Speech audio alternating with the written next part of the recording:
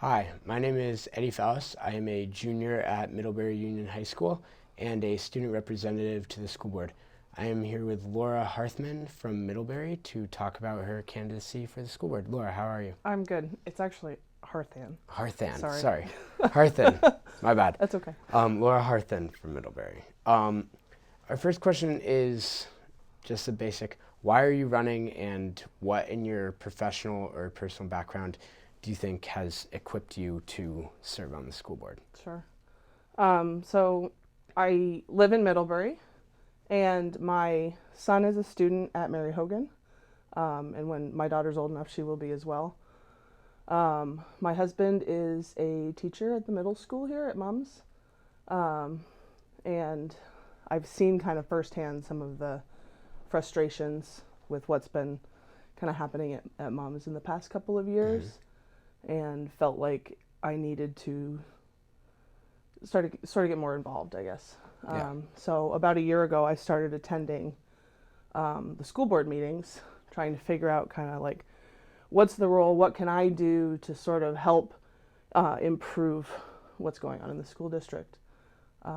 So I started attending, have been to most of them in the last year or so, either virtually or in person, and feel like with this the new superintendent search, we need a couple more new principals. We need one at the high school and one at Ripton. I feel like I have a background that gets me kind of in tune with what's going on with the teachers in the district, what's going on with the parents in the district. My mother is also a transportation director at a different school district in a different state. So I feel like I have kind of a very well-rounded kind of understanding of what goes on in a school district as a whole. I went to a high school that was about the same size as the high school here. But I also went to an elementary school in 7th and 8th grade that was, my elementary school graduating class was the size of 31, which was a big class for our school. So I sort of know what it's like to be at some of these smaller elementary schools as well as at a school the size of Mom's, or in the high school. Yeah. So I think that it makes me a good candidate because I have kind of an understanding of a lot of the different moving parts. And I'm also, with going to the school board meetings for a year, I have a pretty good understanding of where the school board is as a whole. Yeah. So talking about sort of schools with the smaller amount of students in it, one of the big topics in the district, as you're aware of, has been how to manage closure of elementary schools. Sure. And recently, the board came to a new decision on that. And are you satisfied with the board's decision on making a closure of an elementary school have to have not only a supermajority vote from board members, but also a majority vote from district voters? I think that was probably the most fair way to go about it. We have one budget for the whole district, which means that every town has a vested interest in the health of the whole school board budget, right? Or the whole school budget. And to make it contingent upon just one town voting to close the school, I don't think is very fair because, again, we represent the whole district.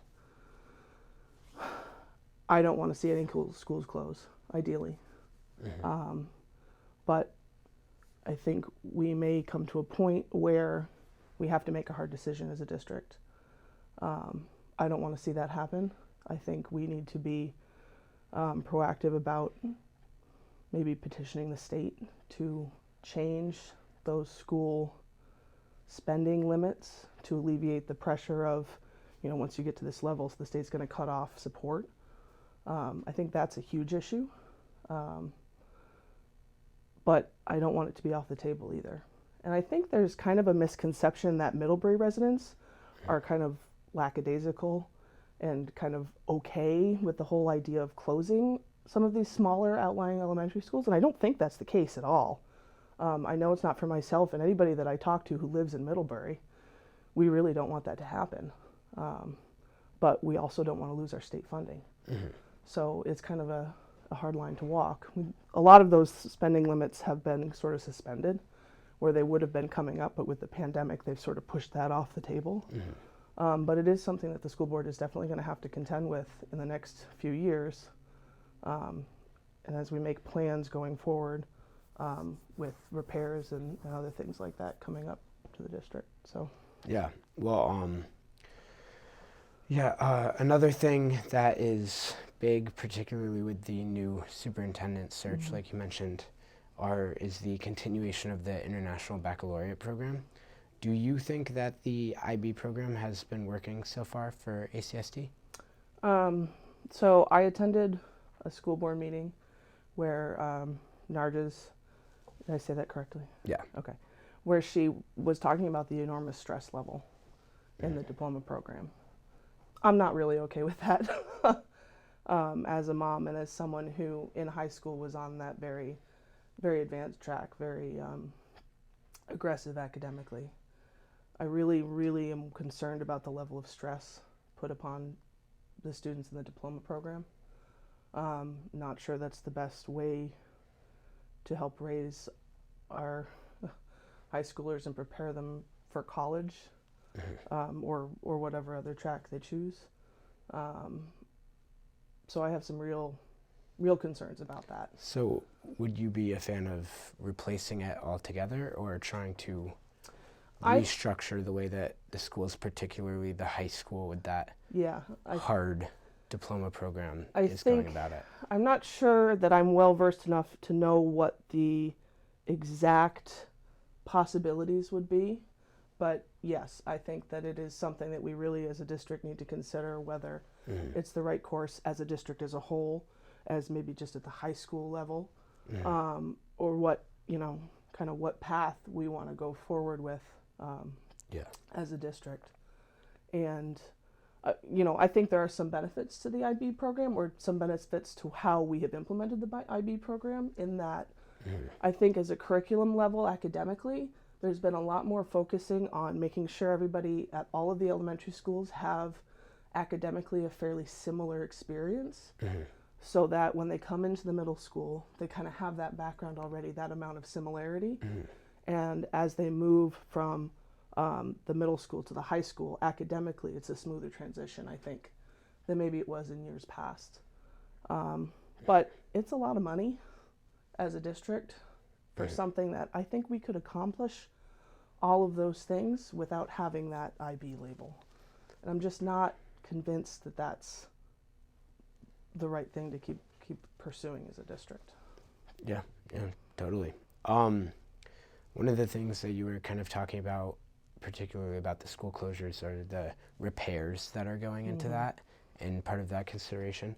A recent study suggested it could take up to at least $100 million to bring all of the school buildings up to code. How do you think that the district should go about planning for these school repairs?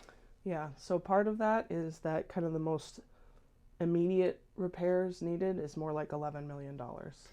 I think we have a responsibility as a district to the students in the district to make the repairs that are necessary. So I think we need to at least bite off that, the bare minimum chunk, right? And then outside of that, we need to decide kind of what the district's spending threshold is, and then work within that to make the most impact with the money that we, feel the district can support.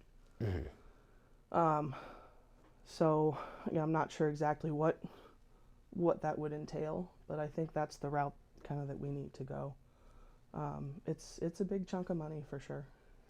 Yeah, totally.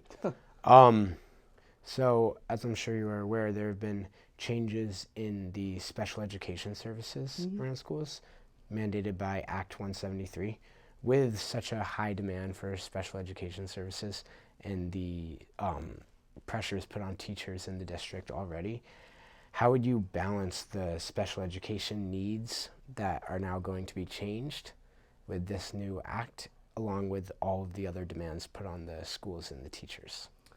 So one of the things that the district is doing is that, so they already have kind of an alternative track program, or an alternative program where they have worked together with Addison Northwest, Addison, the Mount Abe district, and Addison Central School District to have this program with this alternative program where each of those 3 districts has 4 spots at 8th grade up.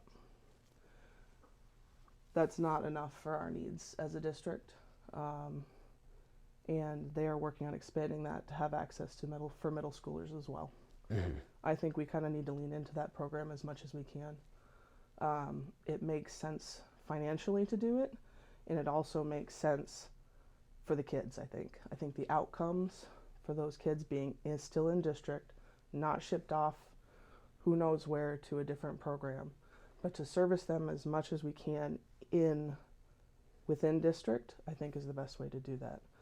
I think we also have to make an emphasis on having administrators that really truly fully support their staff, faculty and staff, because one of the things in this act is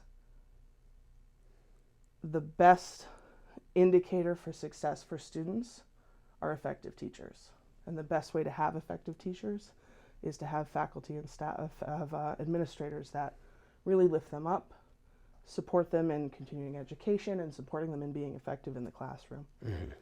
And I think, with a new superintendent search, 2 new principal searches, we really have a chance as a district to really focus on improving that climate and helping our teachers be as effective as they can be. Yeah. So. Yeah, for sure. Is there anything else that you would like to talk about or say to anyone watching? I think we've covered most of the big issues in the district, but I really love the opportunity to serve on the school board and to help our students and our faculty and our staff have the best experience that they can within the district. So yeah. I hope that people will consider voting for me. Yeah, totally. Laura, thank you for coming in. Thank you. To everyone watching, thank you for listening and watching. I would also like to remind you to go out and vote as well as participate in your town meeting day. Thank you.